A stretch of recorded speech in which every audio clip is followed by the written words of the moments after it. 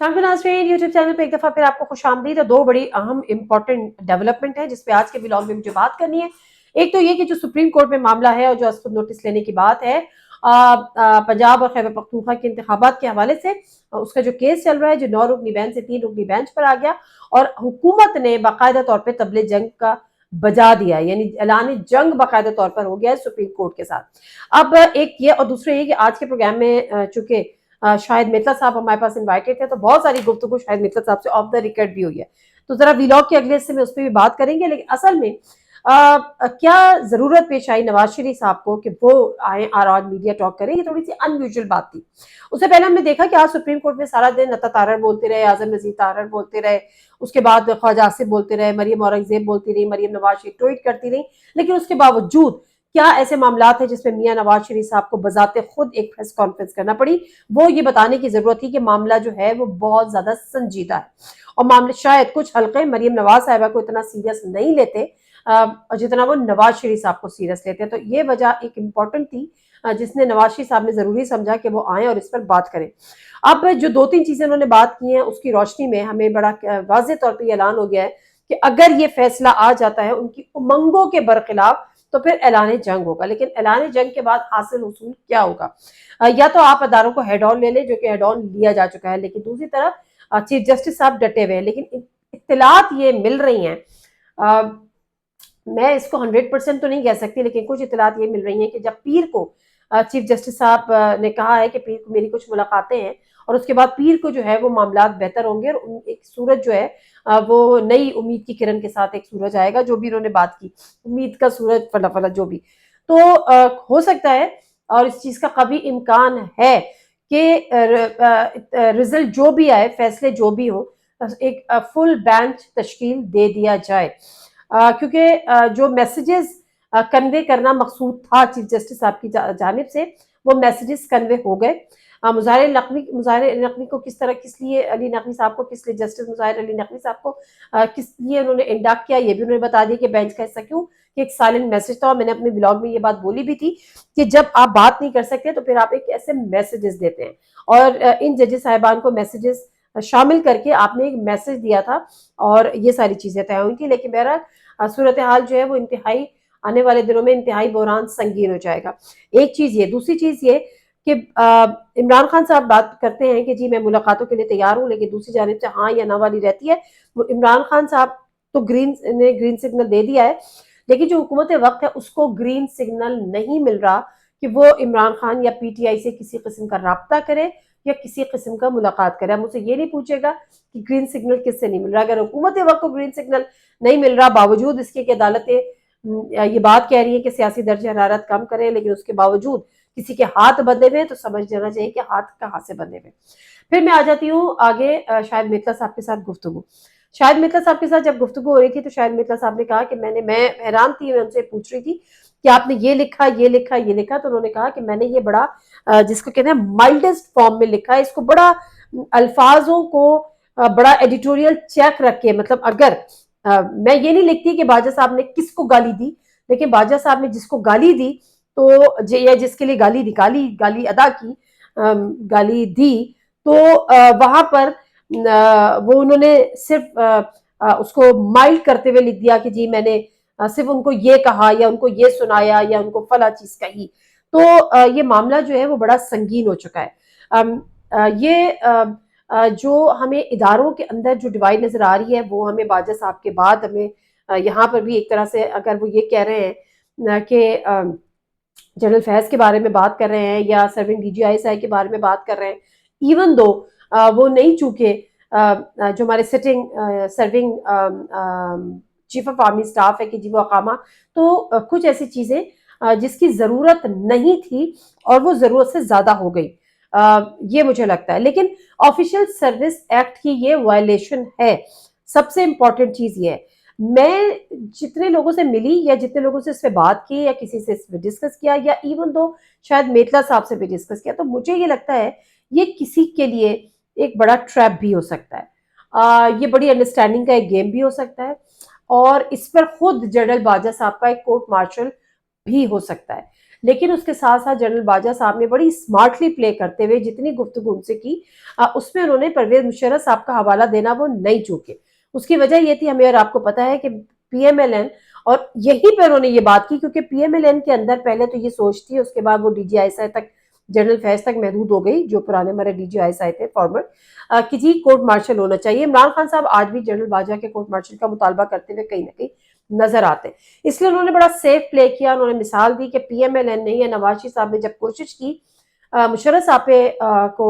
Article 6 لگانے کی، تو وہیں ان کی وہ غلطی تھی. اور جو فوج جو ہے وہ بڑی پوزیسو ہے اپنے چیف آف آرمی کے سٹاف کو لے کر، وہ بڑی پوزیسو ہوتی ہے.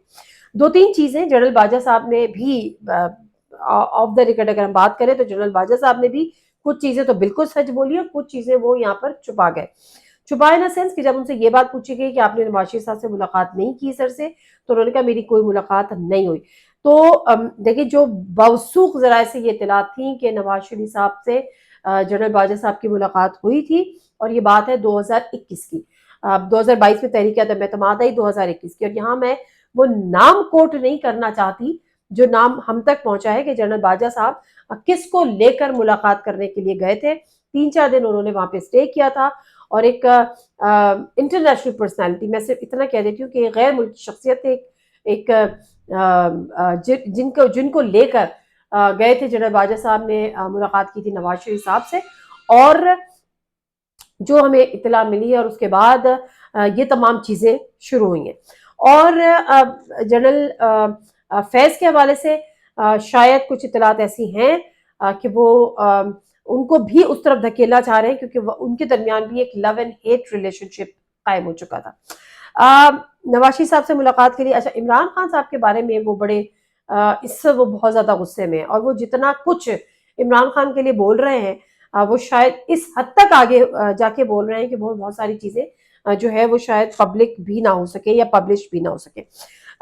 بہت ساری ہم حیران ہوتے ہیں کہ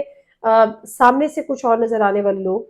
جب پیٹھ پیچھے بات کر رہے ہوتے ہیں تو بہت ساری الگ چیزیں ہوتی ہیں. جب میں یہ بات کر رہی ہوں کہ یہ ٹریپ بھی ہو سکتا ہے، تو اس کی وجہ یہ ہے کہ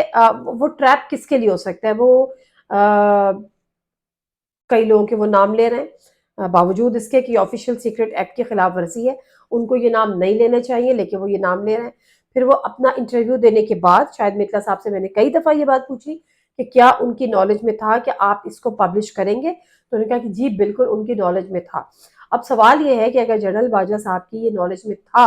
کہ یہ چیزیں ساری پبلک ہوں گی یا پبلش ہوں گی، تو کیا وہ اس بات سے بے خبر تھے کہ ان کے اوپر بھی یہ آفیشیل سیکرٹ ایکٹ لگ سکتا ہے، اس کی وائلیشن کا یہ لگ سکتا ہے، جو کہ اسلام آباد ہائی کورٹ میں اب ایک درخواست دائر بھی ہو گئی ہے. یا وہ اپنے ساتھ ساتھ اور لوگوں کو بھی ایکسپوز کرنا چاہتے ہیں، شاید وہ جن کے فیور میں نہ ہو، یا شاید جن سے ان کے تعلقات بعد میں جا کے اچھے نہ رہے ہوں. تو یہ ایک بہت بڑی سوچی سمجھی اور بڑی کیلکولیٹڈ چیزیں ہیں، لیکن یہ ایک ٹریپ بھی ہو سکتا ہے. اور میں جب یہ پوچھ رہی تھی شاید مرزا صاحب سے کہ اتنی اگر انہوں نے باتیں کی ہیں اور اتنے انہوں نے کنفیشنز کیے ہیں، تو کیا یہ عین ممکن ہے کہ اس بات کو لے کے جنرل باجوہ صاحب پر بھی کورٹ مارشل ہو؟ تو انہوں نے کہا تھا اس یہ عین ممکن ہے، لیکن جنرل باجوہ صاحب اس کو بھی اسمارٹلی پلے کرتے ہوئے انہوں نے یہاں پہ جنرل مشرف صاحب کی بات کی. اب شاہد خاقان عباسی صاحب، جب شاہد خاقان عباسی صاحب سے خود یہ بات پوچھی گئی کہ آپ کی ملاقات ہوئی تھی، ڈان نیوز کے رپورٹر نے پوچھا کہ جنرل باجوہ سے دامن قوم ہے، تو شاید خاقان عباسی صاحب نے اس کو بھی کیٹیگوریکلی نو کیا کہ میری ان سے کسی قسم کی کوئی ملاقات نہیں ہو. لیکن کل ہم نے دیکھا کہ جب وہ ندیم ملک صاحب کے شو میں تھے تو وہ اس بات کو وہ تسلیم کر رہے تھے کہ ان کی دامن قوم ہے. یعنی ایک اب سوچنے کی بات یہ ہے کہ آپ ان کو یہ کنونس کر رہے ہیں کہ آپ نواز شریف صاحب کی مدد کریں ان کے کیسز میں. پھر وہ بات کیا کر رہے ہیں؟ وہ بات یہ کر رہے ہیں کہ میں یہ چاہتا تھا ایک اچھی ورکنگ ریلیشن شپ ڈیولپ ہو. اب ایک اچھی ورکنگ ریلیشن شپ ڈیولپ ہونے کے لیے وزیر اعظم ہاؤس کافی تھا یا جی ایچ کیو بھی کافی تھا، لیکن دامن کو کہ کسی ریسٹ ہاؤس میں جا کے اور 3 گھنٹے 4 گھنٹے پہ محیط ملاقات کر کے، لیکن بہرحال یہ وہ ساری چیزیں ہوتی ہیں جو وقتاً فوقتاً ہمارے سامنے آ رہی ہوتی ہیں. ایک انتہائی دلچسپ بات جو کئی جگہوں سے اس کی کنفرمیشن بھی ہوئی اور کل بھی اس پہ بات ہو رہی تھی کہ جو تحریک عدم اعتماد تھی وہ بڑی پلانڈ تھی. اگر آج پی ایم ایل این اٹھ کے یہ کہتی ہے کہ ہم نے سیاست نہیں ریاست بچائی ہے، تو وہ اس کا اس پہ ہرگز وہ پورا نہیں اترتی. وجہ یہ ہے کہ یہ بڑا فکسڈ میچ تھا، اور اس فکسڈ میچ کو everything was very calculated, everything was preplanned. Imran Khan صاحب کو نکالنے کا فیصلہ بہت پہلے ہو چکا تھا. 2021 میں یہ فیصلہ ہو چکا تھا. آئی بی رپورٹ عمران خان صاحب کو کر چکی تھی، اور یہ فیصلہ فوج کے اندر سے، یعنی چیف آف آرمی سٹاف وہ خود کہہ رہے تھے کہ وہ قہقہ لگا کہ ہم بھی پہلے انصافی تھے اور بعد میں ہمیں یہ ریئلائزیشن ہوئی. تو اگر کوئی کورٹ مارشل کا خواہش مند ہے تو سب سے بڑی بات تو یہ ہے کہ آپ کا ایک سابق چیف آف آرمی سٹاف خود اس بات کو کہہ رہا ہے کہ وہ اپنے اوتھ کی وائلیشن کرتا رہا، یعنی وہ انصافی بھی ہوا جبکہ آپ کا سیاست سے کوئی لینا دینا نہیں تھا. آپ اس چیز کو بھی تسلیم کرتے ہیں کہ آپ عمران خان کی حکومت کو آپ نے مینج کیا، اور آپ اس کو ان کو خان کو لے کر آئے، چونکہ آپ شہباز شریف صاحب کو چاہتے تھے، لیکن شہباز شریف صاحب جو ہے وہ آپ کے قابو میں نہیں آئے یا آپ کے کہنے پہ اس وقت نہیں چلے. تو اگر یہ ساری چیزیں اور اوتھ کی وائلیشن کا اتنا کھل کر بیان کرنا، تو پھر میرا خیال ہے کہ یہ خود کورٹ مارشل کافی ہے. اور پھر دوسری جنرل فیض کو لے کر بھی میں نے یہ سوال کیا کہ کیا جنرل فیض کا بھی کورٹ مارشل ہو سکتا ہے، تو پھر انہوں نے کہا کہ کورٹ مارشل ہوگا تو ان چیزوں پہ ہوگا کہ جو انلیگل طور پہ کی گئی ہو اگر D G I S I کی طرف سے، اور اگر وہ پروف بھی ہو جائے. لیکن اس کے بعد آگے ایک بہت بڑا ایک فل سٹاپ ہو جائے گا کہ آگے پھر یہ ساری چیزیں نہ ہو سکیں گی اور نہ کرنے دی جا سکیں گی. بہرحال ابھی مزید ایپیسوڈز آنی ہیں، بڑی تہلکہ خیز ایپیسوڈز آنی ہے. بہت ساری باتیں تو مجھ سے بھی انہوں نے آف دا ریکارڈ کی ہیں، تو بنتا نہیں ہے کہ میں ابھی بات کر لوں. جب ان کی ایپیسوڈز آئیں گی تو پھر اس میں مزید بات کریں. ناظرین، میرے سے کوئی اجازت نہیں. چلا.